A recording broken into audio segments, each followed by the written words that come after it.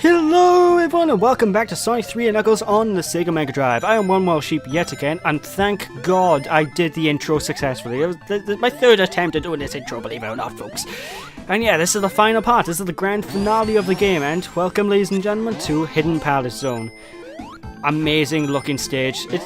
However, unfortunately, Hidden Palace Zone basically becomes an overglorified cutscene.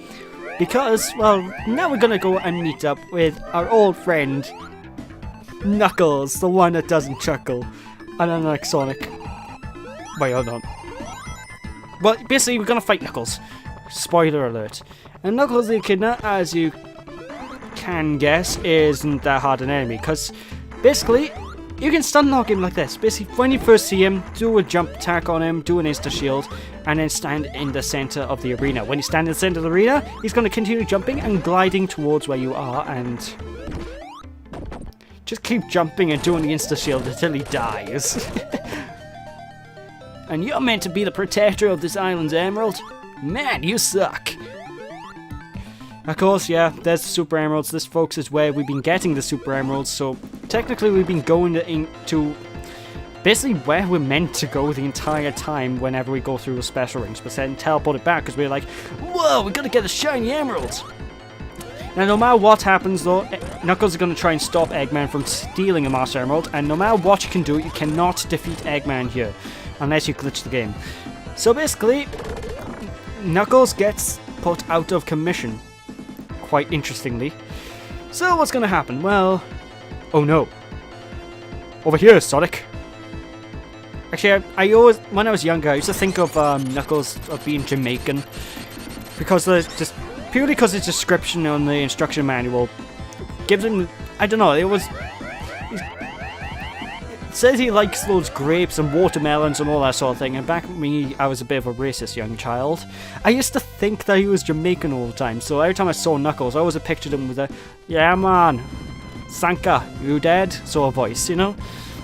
Doesn't help he has dreadlocks and whatnot either. But hey, welcome folks to one of my favourite songs in the game, and actually, considering this is an overglorified cutscene again, just like the previous level was, Sky Sanctuary Zone is also one of my favourite platforming levels, because it's just, I don't know, it's just got this grand sense of scale. It gives you this climactic feel of, we're coming to the end, folks, we're almost done.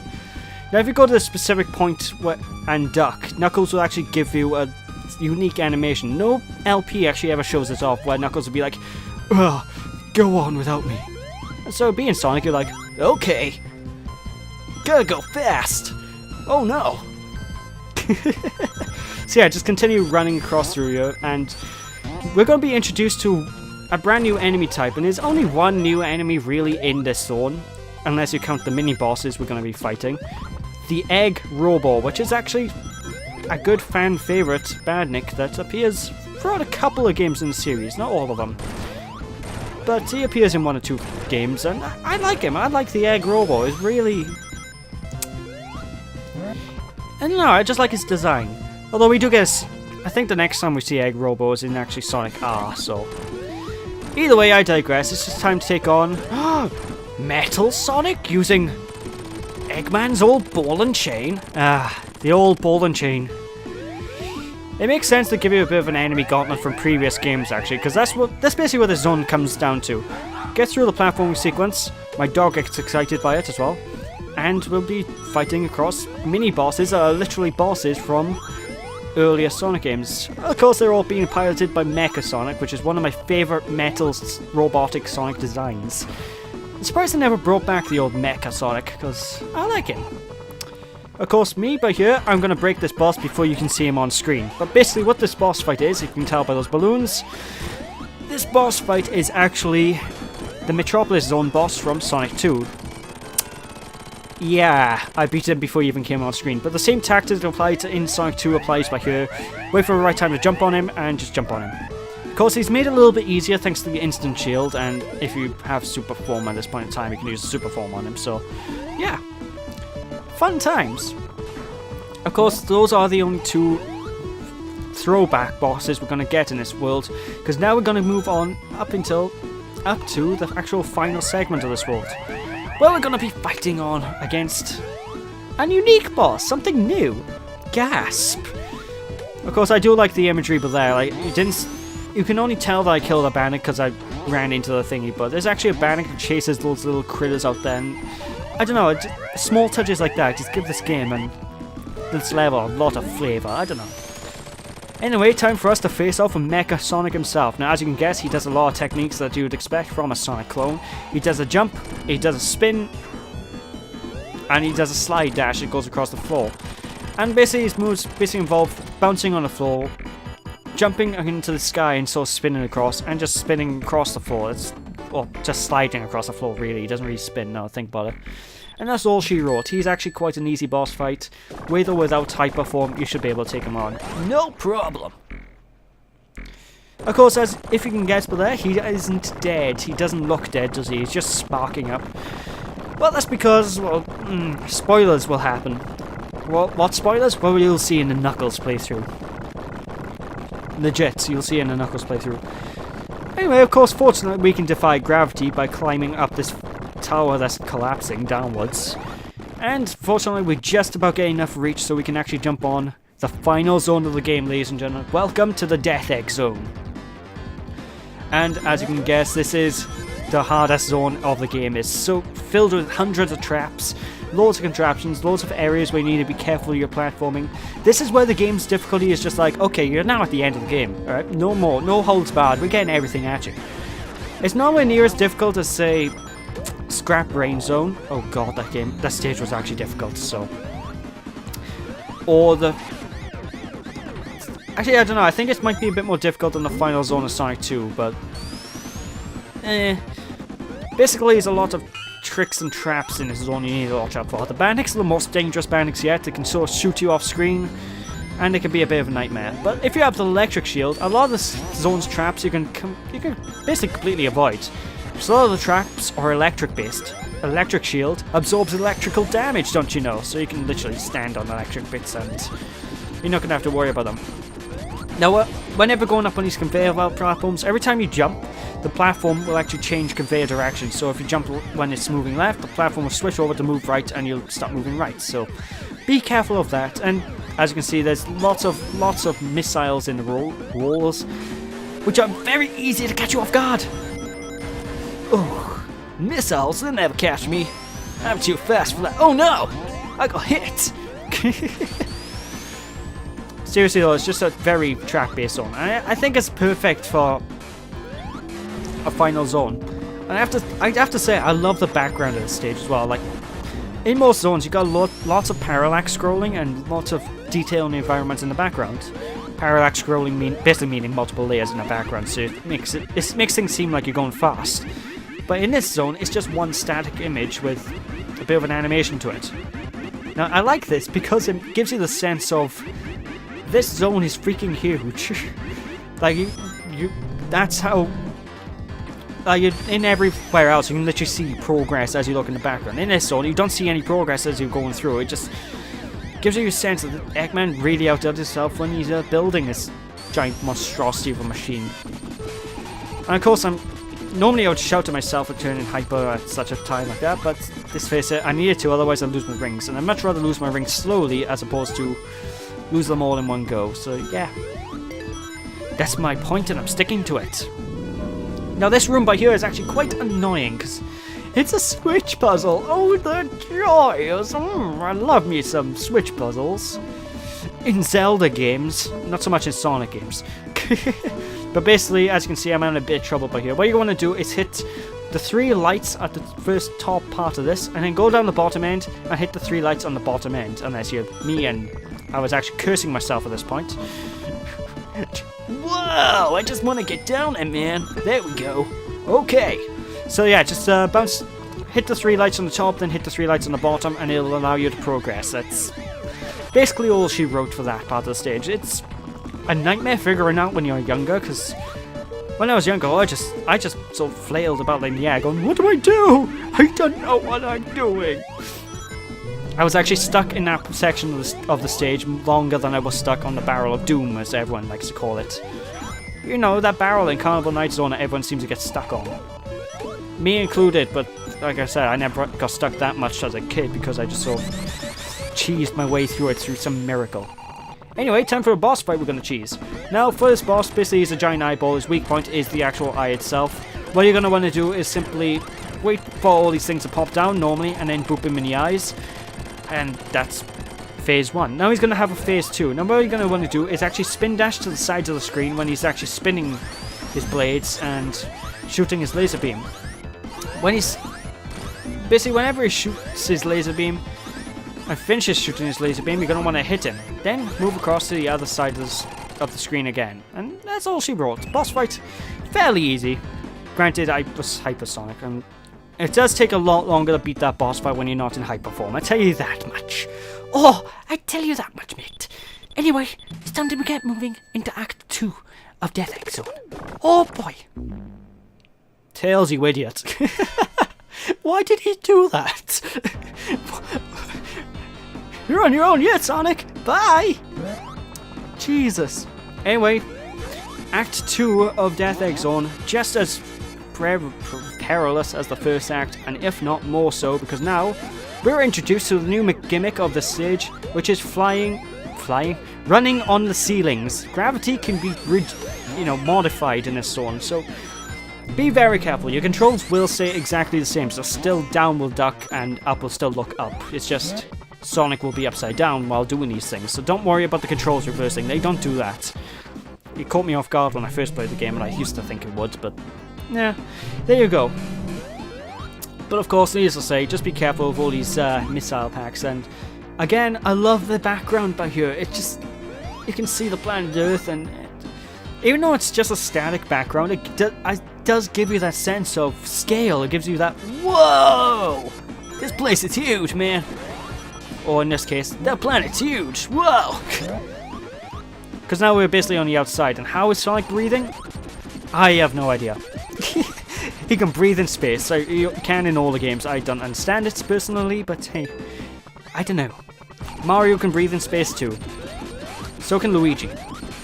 So can Tails as well, which I don't understand. Actually, speaking of Tails, one thing that always confused me about Tails. Why did Sega make Tails Sonic's best friend?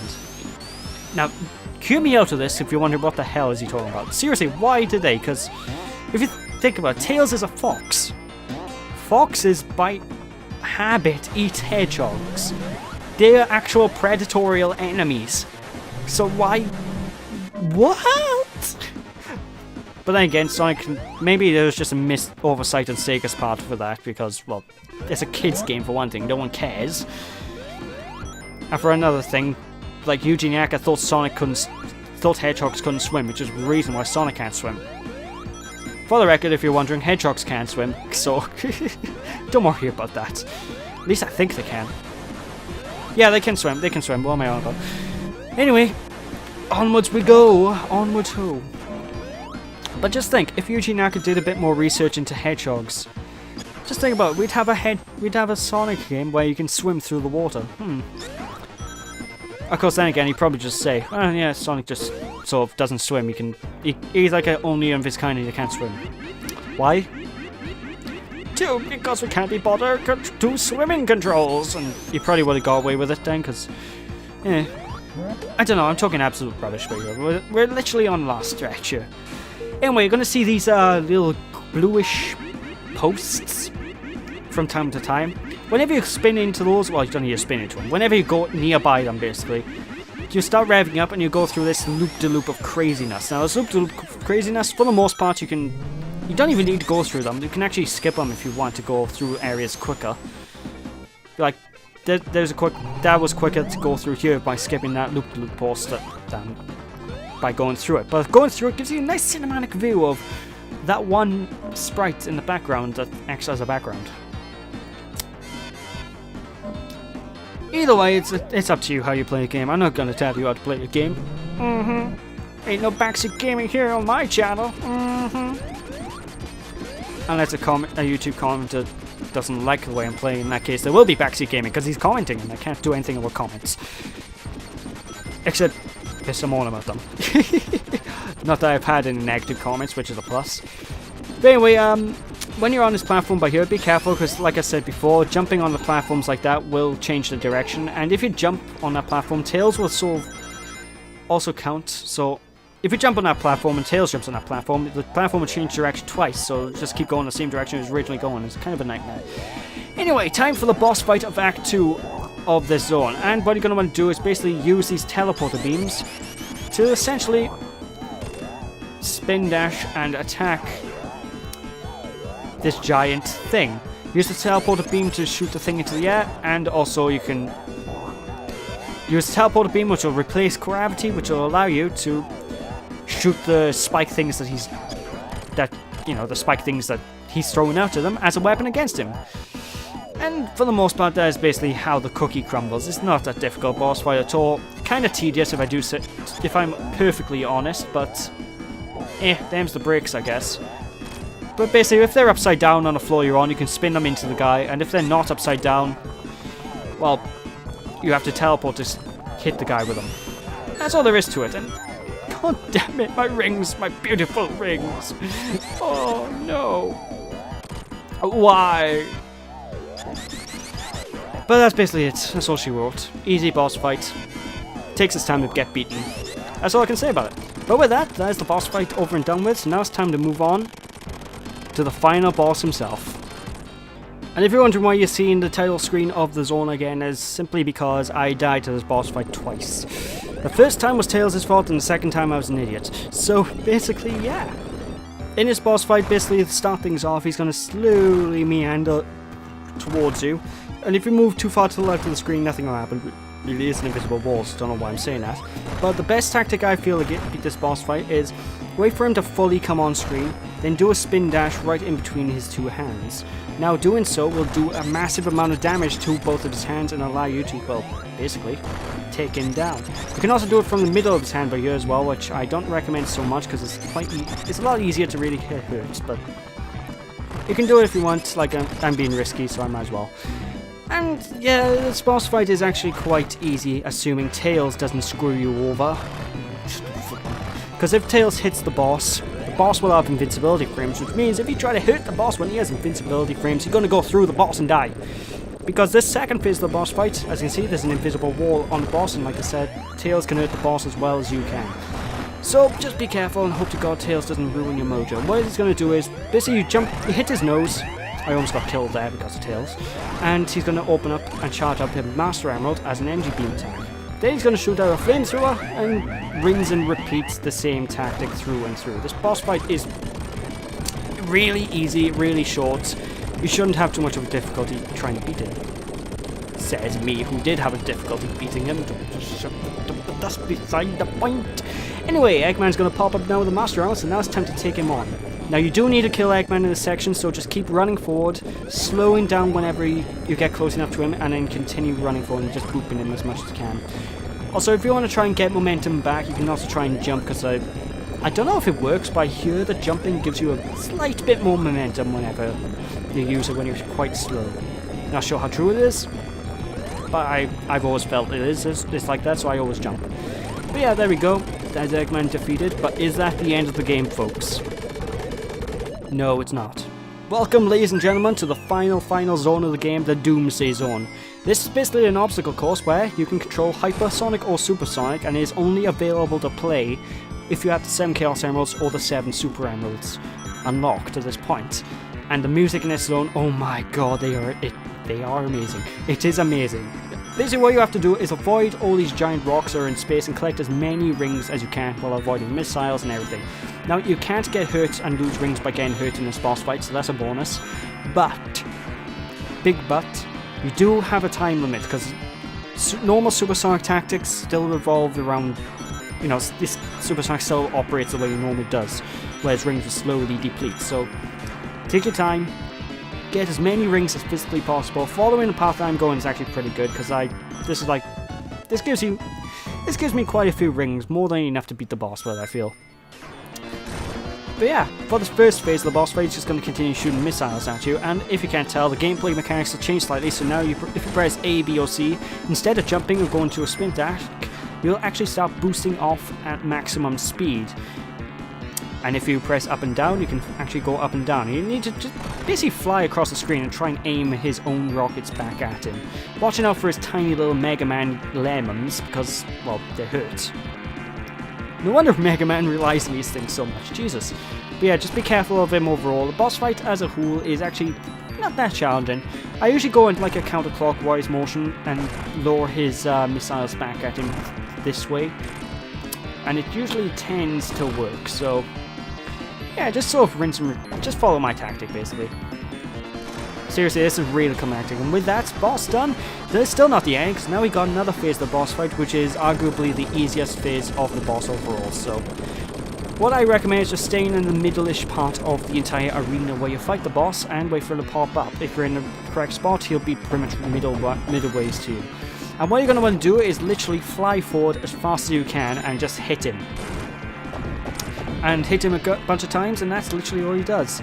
He sometimes shoots out bombs to try to stop you, and he shoots out different types of bombs depending if you're on the higher part of him or the lower part of his body. But if you're dead in the middle, he tends to shoot out the bombs from the top.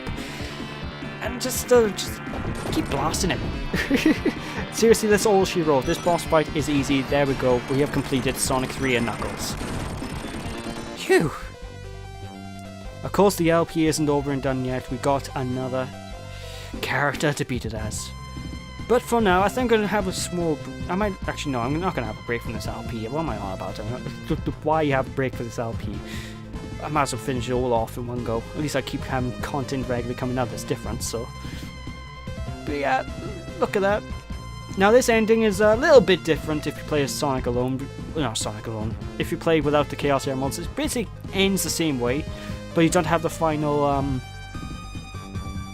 zone, and you don't collect the Master Emeralds. It's obviously raise the island out of the sea again, because the island was originally meant to be in the air, but it's crashed into the ocean since Eggman stole the Master Emerald. So yeah.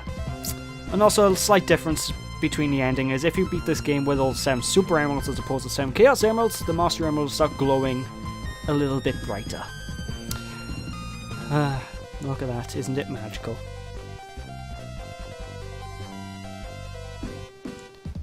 I like that little graphic as well of Angel Island, so floating back into the sky.